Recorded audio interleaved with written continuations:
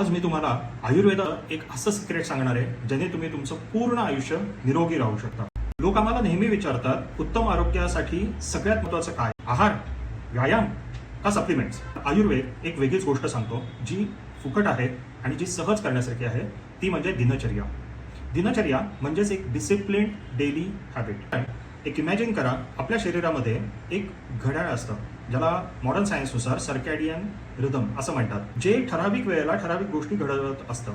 जसे हॉर्मोन्सचे सिक्रिएशन, आपल्याला योग्य वेळेला झोप येणं, आपल्याला योग्य वेळेला भूक लागणं, आपल्याला पोट साफ व्हायची संवेदना होणं, तसेच विविध वेगांचं उदिरण होण्यासाठीच्या संवेदना होतं. आपण झोपणं, वेगवेगळ्या वेळी उठणं, वेगवेगळ्या वेळी जेवणं, तो पूर्णपणे बदलून जातो. इमॅजिन करा, घड्याळाच्या सेकंद काटामध्ये 10% जरी फरक झाला त्याच्या स्पीडमध्ये, तरी त्याचा पूर्ण परिणाम हा पुढे मिनिट काट्यावर, तासाच्या काट्यावर, तसेच पुढे येणाऱ्या दिवस, महिना या सगळ्यांवर होतो. त्याच पद्धतीने तुमच्या दिवसाच्या रुटीनमध्ये झालेले छोटे छोटे बदल सुद्धा आपल्या शरीरामध्ये फार मोठ्या प्रमाणात दुष्परिणाम काढू शकतात. म्हणूनच आयुर्वेदाने योग्य वेळी जेवणं, योग्य वेळी उठणं, योग्य वेळी झोपणं, योग्य वेळेला तुमचे व्यायाम आणि दिनचर्येतल्या इतर घटना किंवा ऍक्टिव्हिटीज करणं याला सर्वाधिक महत्त्व दिलेलं आहे.